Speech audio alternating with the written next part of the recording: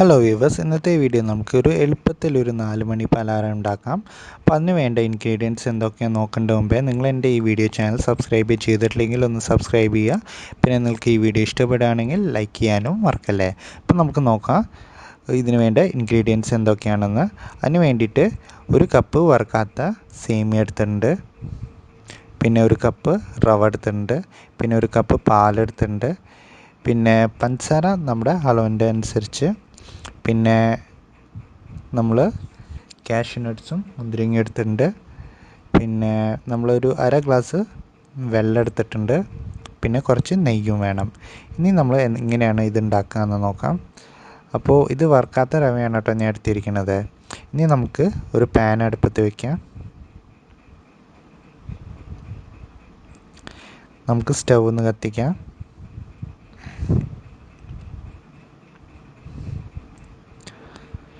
ഇനി നമുക്കിതിലേക്ക് ഒരു 2 സ്പൂണ് നെയ്യ് ഇട്ട് കൊടുക്കാം.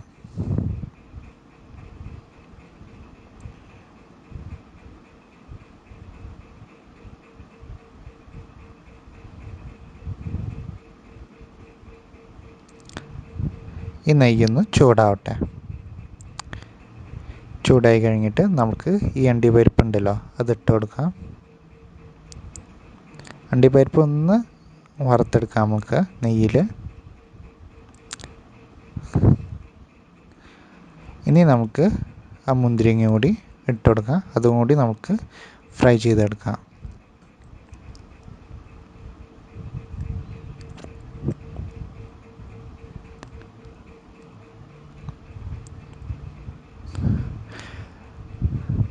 അപ്പോൾ അത് ഫ്രൈ ചെയ്ത് നമുക്ക് വേറൊരു പാത്രത്തിലേക്ക് മാറ്റാം. ഇത് ഭയങ്കര എളുപ്പത്തിൽ ഉണ്ടാക്കാം ഈ പലഹാരം. നിങ്ങൾ എന്തായാലും ഒന്ന് ട്രൈ ചെയ്ത് നോക്കണം. പിന്നെ ട്രൈ ചെയ്ത് നോക്കിയിട്ട് കമൻറ്റ് ബോക്സിൽ അഭിപ്രായങ്ങൾ പറയണം. ഇനി നമുക്ക് ഈ സേമിയ ഉണ്ടല്ലോ, ആദ്യം ആ നെയ്യ് നമുക്കൊന്ന് സ്പ്രെഡ് ചെയ്ത് കൊടുക്കാം. പിന്നെ നമുക്ക് ഈ സേമിയ ഇട്ട് കൊടുക്കാനായിട്ട് നന്നായിട്ടൊന്ന് ഫ്രൈ ചെയ്യാം.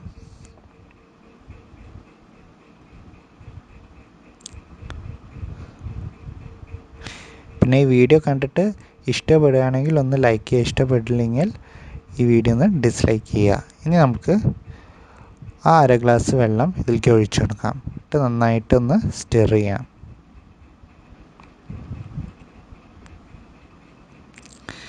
നന്നായിട്ട് സ്റ്റിർ ചെയ്ത് കഴിഞ്ഞിട്ട് നമുക്ക് ഈ പാൽ ഒഴിച്ചെടുക്കാം.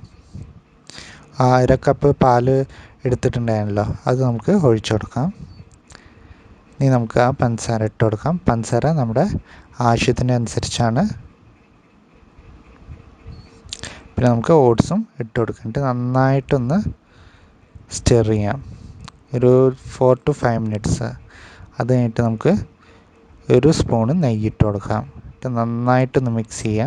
എന്നിട്ട് നന്നായിട്ടൊന്ന് സ്റ്റിർ ചെയ്യുക.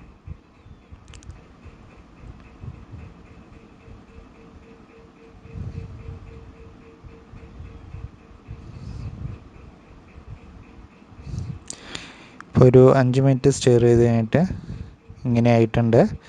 ഇനി നമുക്ക് ഈ അണ്ടിപ്പരിപ്പും മുന്തിരിങ്ങയും വറുത്തെടുത്ത അണ്ടിപ്പരിപ്പും മുന്തിരിങ്ങയും ഇട്ട് കൊടുത്തിട്ട് നന്നായിട്ടൊന്ന് മിക്സ് ചെയ്യാം. ഇപ്പോൾ നന്നായിട്ടൊന്ന് റെഡി ആയിട്ടുണ്ട്.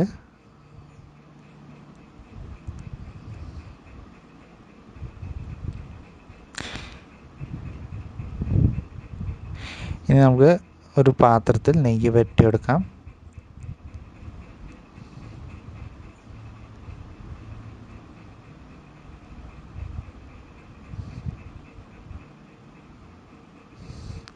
ഇനി നമുക്ക് ആ പാനിൽ നിന്ന് നമുക്ക് ഈ പാത്രത്തിലേക്ക് മാറ്റാം. എൻ്റെ പേര് ബർഫിയാണ് കേട്ടോ.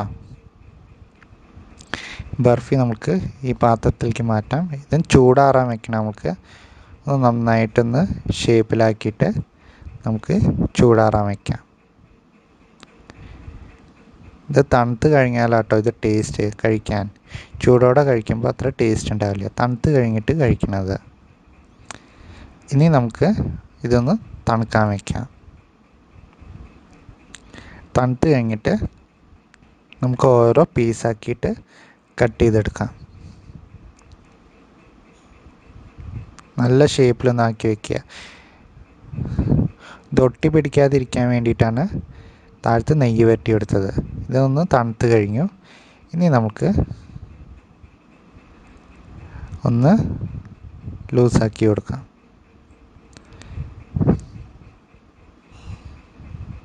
നല്ല ടേസ്റ്റാണ് ഇത് കഴിക്കാൻ. ഇത് നിങ്ങൾ എന്തായാലും ഒന്ന് ട്രൈ ചെയ്ത് നോക്കണം. ഇങ്ങനെ ഓരോ ഷേപ്പിലായിട്ട് കട്ട് ചെയ്യാം നമ്മൾ. നിങ്ങൾക്ക് ഏത് ഷേപ്പ് വേണമെങ്കിൽ കട്ട് ചെയ്യാം. ഇതിപ്പോൾ കാണിച്ചു തരുന്നേ ഉള്ളൂ. നിങ്ങൾക്ക് ഇങ്ങനെ വലിയ പീസസ് ആയിട്ട് കട്ട് ചെയ്യുക, അല്ലെങ്കിൽ ചെറിയ പീസസ് ആയിട്ടും കട്ട് ചെയ്യാൻ പറ്റും.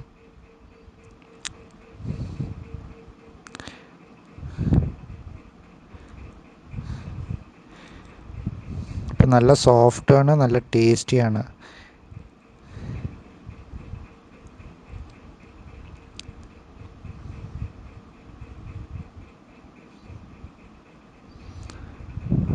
കട്ട് ചെയ്ത് കഴിഞ്ഞിട്ട് ഇങ്ങനെ എടുക്കാം. നല്ല ടേസ്റ്റാണ് ഇത് കഴിക്കാൻ.